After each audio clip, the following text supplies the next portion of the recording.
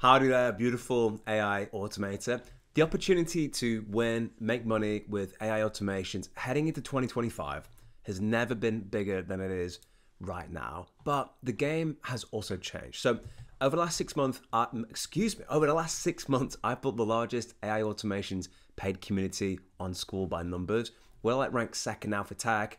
I've met Alex Hormozi twice. I've flown around the world, literally meeting AI automators that are making tens of thousands of dollars through this, and I've spoken to them every week and spoke to clients. And in this video, I want to give you two things. I want to give you where I think, with my magical crystal ball, which I don't have with me right now, the actual AI automations game is moving in 2025, and also what the latest meta is from a business perspective. I can only speak from my own personal perspective, what I'm seeing from all the people I've met that are crushing it and killing it, and what's happening in AI automations. But to get into that properly, the first thing I want to talk to you about is going to be big. So I want to start big concept and then get down to some really specific practical things that you can do. So 2 months ago, I was at the dentist. I'm speaking to this lady. She's obviously very well educated. And she just happens to mention, she's like, Jack, have you ever heard of this thing called ChatGPT?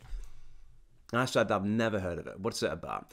And she was like, it's crazy. And she started explaining to me the marvel of it. And I kind of forgot what it was like to experience that technology for the very first time. And hearing her, just seeing her eyes open, and I was like, she's obviously degree educated. She's like 30 years old. She gets it. And yet she's, I guess, what I'd call the top of the discovery funnel of finding the technology. So many of you may believe that it's very saturated, but I think that's a bias because of where we sit. You're on this side of YouTube where we talk about AI. We talk about AI automations. You've probably seen other YouTube channels. And we get in this ecosystem where everybody loves AI. And it's so easy to think it's ubiquitous and that everybody's using it. The truth is they aren't. And in fact, the way that I think about it is you've got ChatGPT as your kind of general benchmark, right? But even of everybody that uses ChatGPT, the number of people that actually pay for a subscription is something like 1 out of 1,000. It's really, really, really low. And then beyond that, you've got the people that understand how to leverage AI in a practical sense, which is tiny. And then those that know how to use AI plus automations. And you get down to this infinitesimal thing. And then even within that, if you have 1,000 people doing that, there are those that actually stick to it and are consistent. So when you really get down to it, it is honestly one of the most valuable skill sets. And its value is only increasing. When you look at markets, so I did a startup before I came into AI and automations, and so it was really interesting to see what that looks like from a direct consumer product and selling B2B versus this really cool and interesting, AI space. Now, the actual AI automations industry is incredibly fragmented. And when I say that, I mean, the market hasn't consolidated. There's no one big company that you would go to for AI automations. And when markets are created generally, they start off fragmented, like there's opportunity, people find a solution, and that's the general course of it. I say that to say that the need for it is only getting bigger. And second of all, it's like the best time ever to get into this industry, to learn how to AI automate, get a head start, and get learning with it. The biggest challenge that you have, and this is actually the same with any entrepreneur, is shiny object syndrome. And I have to talk about this because if you don't understand shiny object syndrome or your tendencies as an entrepreneur, it's going to be so much more difficult. I wish that I knew this 7 years ago when I started, because shiny object syndrome is basically the idea that you're focusing on a particular venture. Like let's say an AI automation that you really believe in, or you've got a vertical that you want to explore. And once you reach any kind of difficulty, you stop it to pursue something else that has less perceived executional friction. Because the same thing that makes you successful and wants to be an entrepreneur is actually the same thing that gives you shiny object syndrome. So when you're looking to 2025, one of the most important things to do is actually be very, very singular in your focus. The one thing I always say is that you can make anything work, but you can't make everything work. So try your best as these new technologies come out and emerge all the time in voice, in agentic workflows, whatever it is, try not to be pulled by the tides from left to right, just going with the flow. You want to be singular in your focus. You do want to improve your skill set, but you also don't want to be moving from A to B to C to D. Now, there's certain things to think about, well, when do I pivot? When do I switch? I've done videos like that in my community because I just thought people were helpful. If you want me to explore some of that stuff on the channel, you want access to those, there's buttons to press down below, you can check it out. But the fundamental thing is a lot of it comes from experience, but there are certain things that you can do. But the bottom line of it is you kind of want to be as singular and laser in your focus. when I went to the school games, so we had like 8 to 10 people. There wasn't a single person who didn't make $40,000 that month, which is just crazy. What the best guys and girls all had in common was they were like laser focused on one thing. And I learned that experience the hard way in my last business when I was trying to do 15 different things across 17 different channels. It's a nightmare. So whatever your niche, whatever the business, whether you're creating a direct consumer business, a B2B business, or an AI automations agency, try and be as single and as focused as humanly possible. And looking at technologies in particular, voice is going to crush it in 2025. And it's interesting because I asked a lot of my community where they think AI automations is going in 2025. And this was quite a recurrent theme as well, which is quite interesting. So if you think about, you've got the technology itself, and then you have modalities, right? Ways you can interact with that technology. When I worked at one of the largest energy companies, what was interesting is you can control your heating and energy from your phone.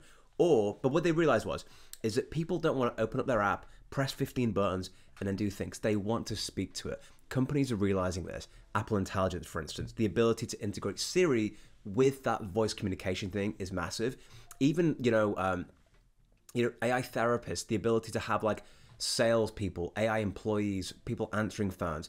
The cost to deliver that is going down exponentially, as well as the actual quality of it. Like you saw with O1, like the kind of ability now to have conversations with AI is like near instantaneous thing. They can do different voices, they can do different things.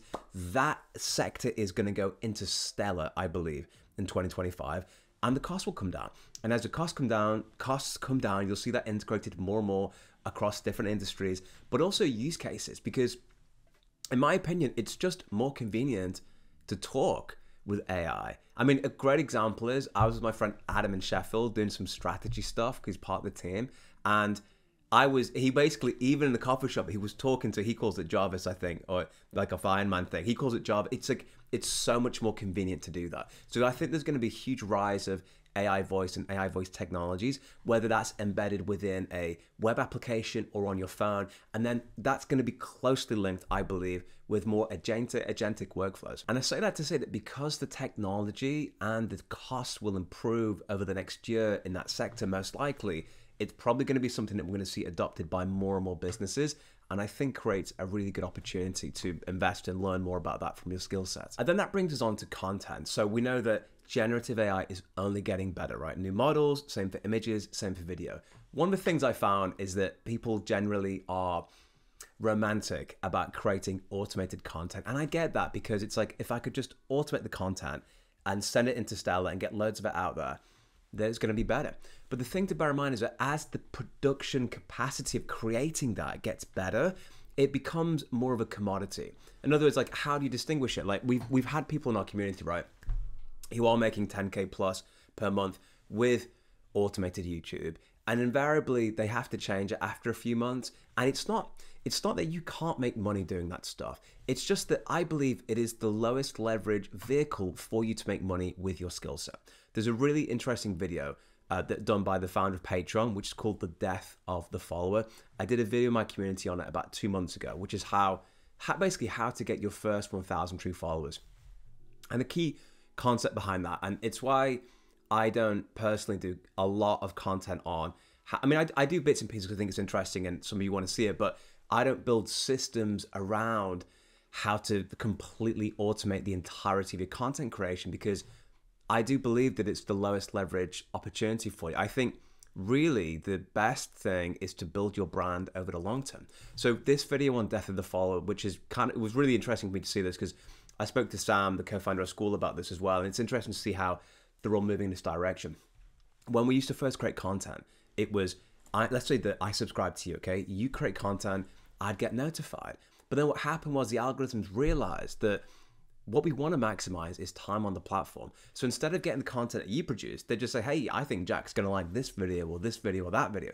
So I'd start to get served completely different content and different videos to keep me on the platform, which meant that the value of a subscriber essentially started to plummet, which is why, and I'm sure you've seen this on TikTok, like there are channels with hundreds of thousands of followers, but if they do a bad video, it'll get like a couple of hundred views. Like, it really is ruthless. So the idea is that social media 3.0 is moving more towards direct, community-led relationships. You've probably seen this trend on YouTube about authenticity, about the de-beastification, like Mr. Beast of YouTube.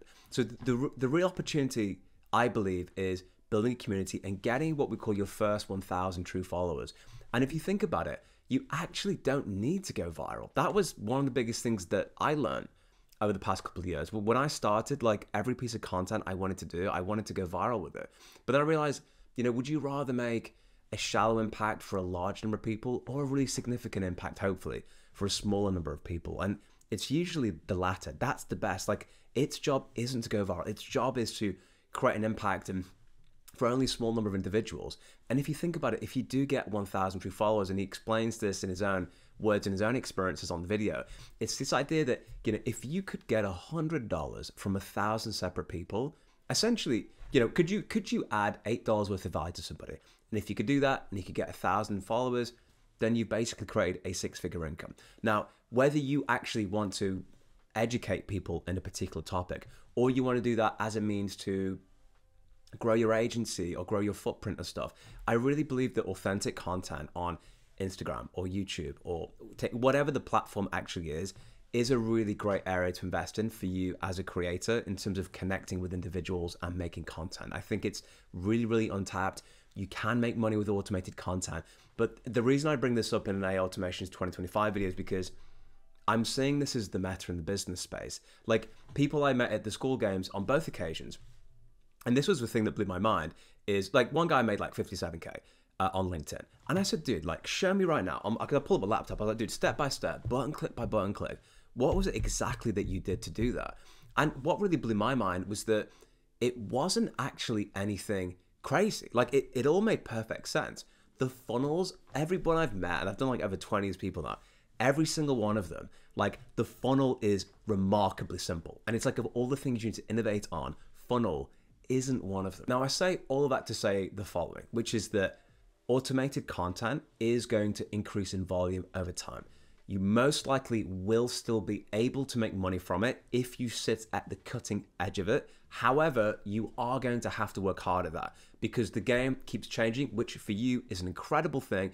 But I just think there are easier, more scalable and effective ways for you to make money than being on the automated content creation cycle. The more that this technology improves, the greater the risk of that becoming a commodity.